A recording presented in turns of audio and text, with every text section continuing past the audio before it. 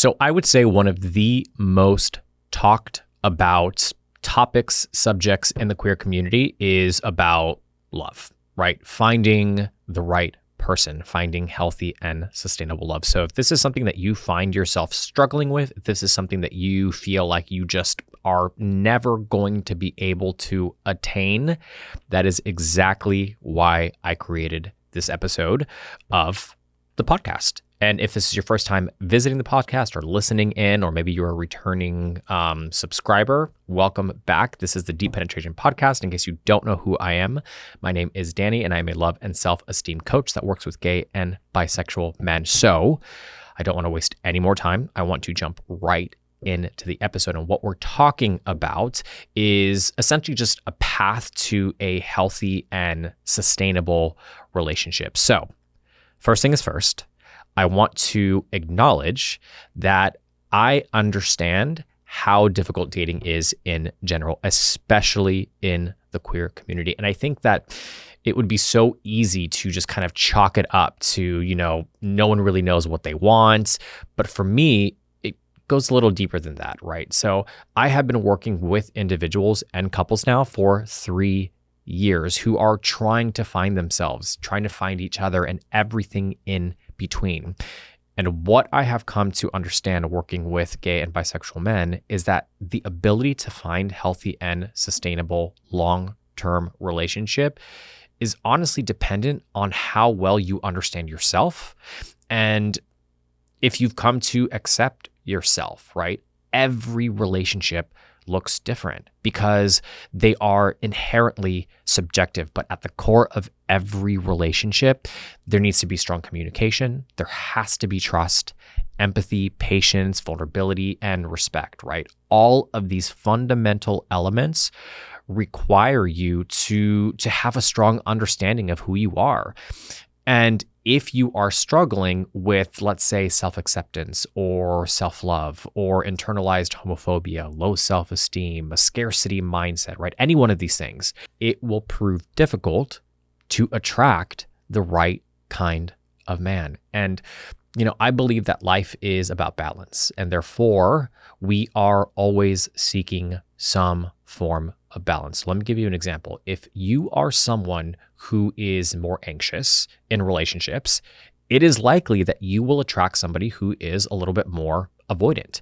And if you are avoidant, then the reverse applies here, right? That is why I work with people on becoming more secure in themselves, more secure in yourself. That way you can attract a person who is a little bit more secure. Obviously, that is a very oversimplified example or explanation, but you get my point, or at least I hope you do. So to find balance, you have to be intentional. And intentionality isn't just about how we date or the people we choose.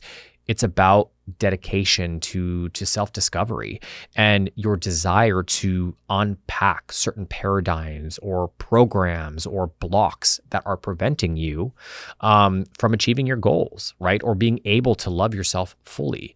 I oftentimes tell my clients, basically, if you are having trouble finding safety, stability, or security out in the world or out of the dating pool or whatever you want to call it, let's create that at home first. Basically, let's create it within yourself first, because if you create it within yourself first, then you're not out there looking for it and seeking validation and chasing people and doing all the things that people do when it comes to dating mistakes. And then they find themselves in these positions where they're just not happy, or they're not finding the right person, or they're having really shitty dating experiences. So I guess the best way of putting it is like allowing yourself to accept yourself will attract the right people, because then you'll be able to recognize those things that you love about yourself in somebody else. So let's unpack intentional dating and what that actually means. So what is intentional dating, right? So if you've never heard of intentional dating, basically intentional dating is the conscious act of approaching a romantic relationship or romantic relationships with clear goals, values, and self self-awareness. It's about making thoughtful choices in your dating life and being true to yourself. That being said, self-awareness is huge, right? It's a big part of it. And before diving into the dating scene, it is so important to understand your own values, your desires and boundaries, right? Self-awareness is the foundation of intentional dating because it helps you make choices that align with your authentic self. I cannot tell you how many people I work with on a daily, on a weekly basis that are just completely lost. They have no idea where to start. And if this is you, look, you're not alone, number one. And number two, that doesn't mean that you can't get to a place where you come to understand yourself or what you're looking for. The first step in achieving that is making the choice to commit to the process. So many people are focused on the outcome rather than the process. And the whole point of dating is enjoying the process, right? Because if you're not enjoying the process, then why are you doing it? What's the point? Is it because there is this expectation that you have of yourself to be in a relationship by a certain point or have achieved certain milestones in your life that you feel like you are falling behind on? Is it that there's societal pressures to live a certain type of lifestyle? Is your family pressuring you? Do you see that everybody else around you seems to be in a happy and fulfilled relationship and you feel like you are left out, right? That kind of FOMO type of situation. Whatever it is, take a minute and reflect on those things, right? Do any of those things apply to you? And if they do, number one, why are they there? And number two, start unpacking them.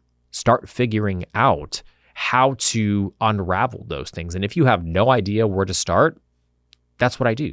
I help people figure those things out. Hopefully, if you've been listening to this podcast for the last 2 seasons, you have heard some of the recommendations that I've given and some of the tips that I've given in these types of scenarios and situations. If you have not yet, I would highly recommend going back and reviewing the other 2 seasons. But either way, right, this is your journey. This is your process. And you shouldn't allow other people and what their expectations of you to affect you and to dictate how you live your life and how you go about the process of dating. Because at the end of the day, it's not going to help you, and putting that much pressure on yourself is actually going to make the entire experience a living hell. So that being said, self-esteem, right? What is the role of self-esteem? Basically, healthy self-esteem is the foundation that a successful relationship is built on. When you value and you respect yourself, you're better equipped to attract partners who will do the same, right? And how do you achieve this? Knowing your values and being able to set healthy boundaries. So define your values and establish clear boundaries. These are your guiding principles in dating and relationships. They help you to make informed decisions and to navigate any potential challenges that may come up along the way. The question that I usually get is, okay, I understand that. I need to set boundaries. I need to date intentionally. I need to think about this. I need to think about that. But what does that actually look like, right? What does intentional dating actually look like? What are some of the steps? What are some of the clear guidelines you can use when putting yourself out there? So the first one is setting clear intentions.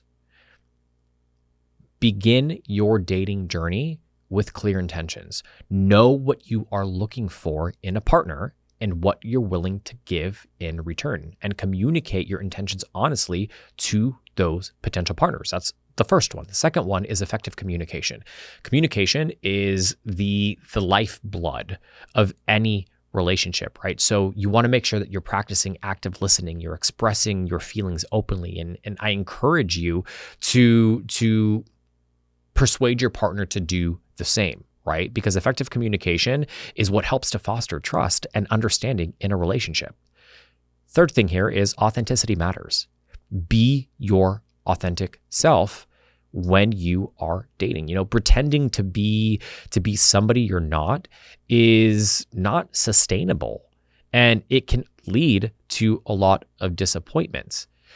Authenticity attracts partners who appreciate and value the real you. And look, I'm going to kind of curtail off here for a second when it comes to that, because this is something that I see so often when I am working with clients, when I am out at restaurants, when I am, even just out with friends, with my partner, whatever the case may be, and I'm watching people interact with one another. I'm watching people on a first date. I'm hearing clients talk to me about their first date experiences or how they've navigated relationships in the past. I'm watching TikTok videos and social media videos of people putting out this kind of persona or this like facade.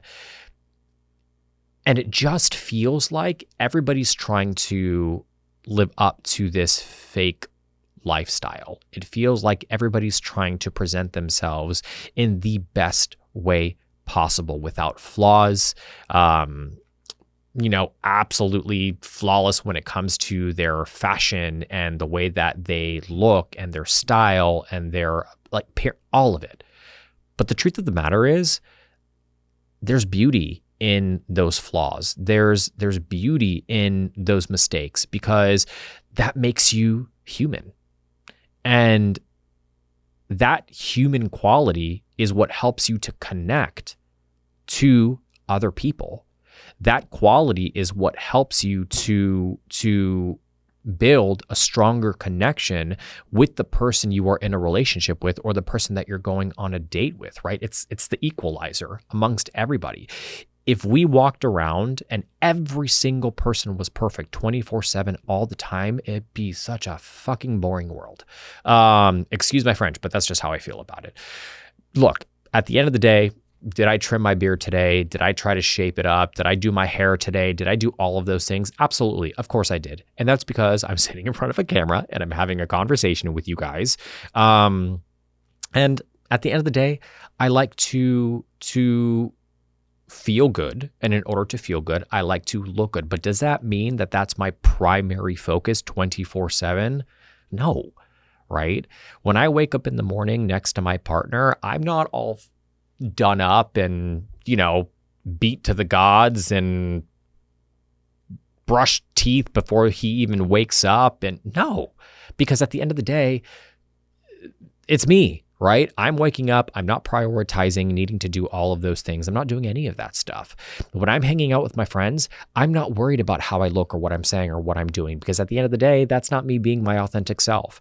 When I was going on dates, when I was single, of course, there was a part of me that was presenting myself in a particular way. Of course, there was some reservation in the beginning. Of course, there was a part of me that was observational on that first date and being inquisitive and asking questions and doing all those things, right? We can say that it feels kind of like interview-ish.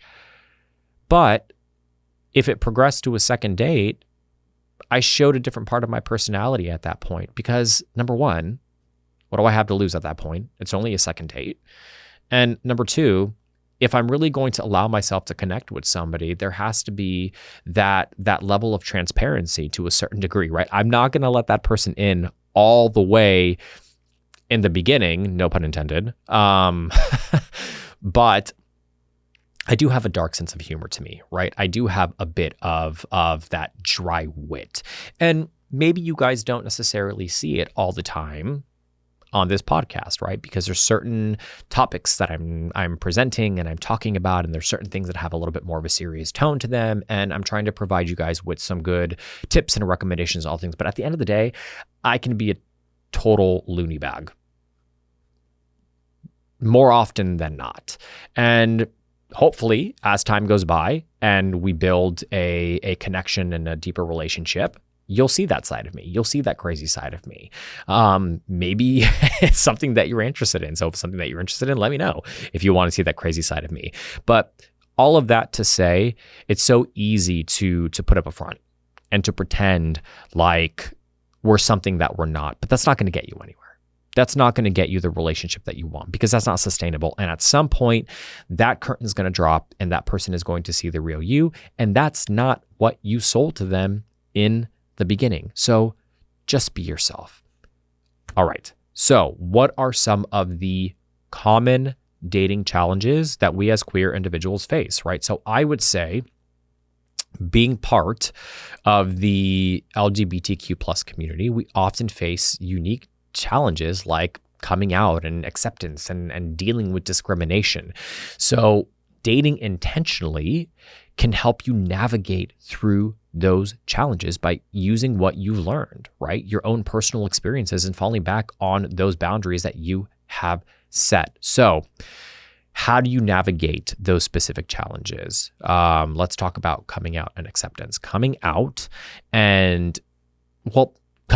general can be a deeply personal journey, and it's essential to find partners who respect and support your process. Intentional dating allows you to select partners who are understanding and empathetic.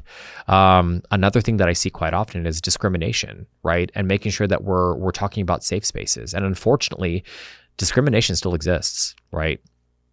It's important that you seek out LGBTQ plus friendly spaces and communities that provide support and a sense of belonging. Intentional dating can help you connect with those who share in your values and those experiences. There are so many benefits of dating intentionally, right? Some of those are healthy and lasting relationships, right? Intentional dating paves the way for healthier, more fulfilling connections with people, partners, relationships. And by aligning your choice with your values and your intentions, you increase the chance of building that lasting love. Another benefit is sustainable love. Sustainable love thrives on authenticity. It thrives on open communication, on shared values. So you're kind of setting the stage for sustainability, for that long-term relationship that you have been looking for, but just have not really been able to find. All of that to say, again, it's a process. It's going to take time. You don't need to rush through it. Yes, I understand that ageism is a real thing in the queer community. I understand that if you are somebody who is, let's say, already in your mid to late 30s, in your early 40s, into your 50s, that it almost feels like time's running out for you. I totally understand that. And it's just an unfortunate reality of the community. But the truth is, it's not the truth. Your experience may tell you differently. You may be looking at me and saying, okay, well, you're some 35-year-old kid and I'm a 50-year-old, and that hasn't been my experience. My experience has been all negative. And I hear you. I empathize with you. I understand that. But we also cannot negate the fact that that mindset is probably also keeping you single. Have you done the work? Have you unpacked personal self-esteem issues? Have you really evaluated your values and what it is you're looking for? Have you actually sat down and been real with yourself? There are so many people that I talk to who have these unrealistic standards of what they expect in their partner. The primary one usually being physical beauty. And I don't mean to be mean. I don't want to be rude or any of those things, because at the end of the day, this podcast is about building up and supporting and doing all of those things. But if you are somebody who is not investing the time in yourself, you cannot expect to have a partner who invests the time in themselves either, right? It's not fair. And it's almost as if a lot of people expect their partner to look a certain way, to act a certain way, to be a certain level of successful and all of those things, because maybe that's what you've achieved in your life and that's what you expect out of the person that you're with, or because that's what you want or the lifestyle that you want and you just haven't been able to achieve it for yourself or attain it yourself. Whatever the reason may be, my point here is you gotta be very realistic. You got to reevaluate your type or the things that you're looking for. And you have to compare those expectations to what your end goal is. If you're looking for a long-term, sustainable, healthy relationship, then you might have to rearrange some of your priorities when it comes to dating. Maybe it's not all about the sex. Maybe it's not all about the pleasure. Maybe it's not all about the aesthetics and the looks and all of these things, because at the end of the day, all that shit fades over time. Now, I mean, there is filler and Botox and all of that stuff, but you get what I'm saying, right? Beauty fades. And what remains is the connection that you have with that person intellectually, emotionally, and spiritually.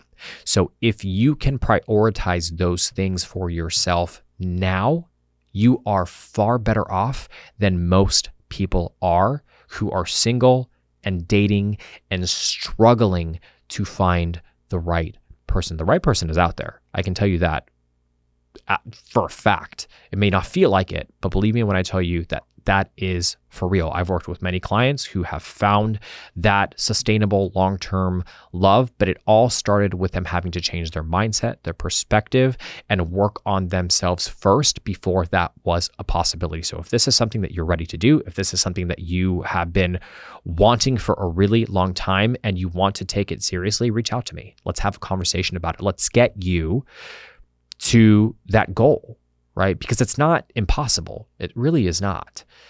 I'm a walking testament to that too, right? I am in a happy, healthy relationship. And trust me, I went through the gamut of shitty ass dating experiences. But the one thing that I did was not allow it to impact how I view people and how I view myself.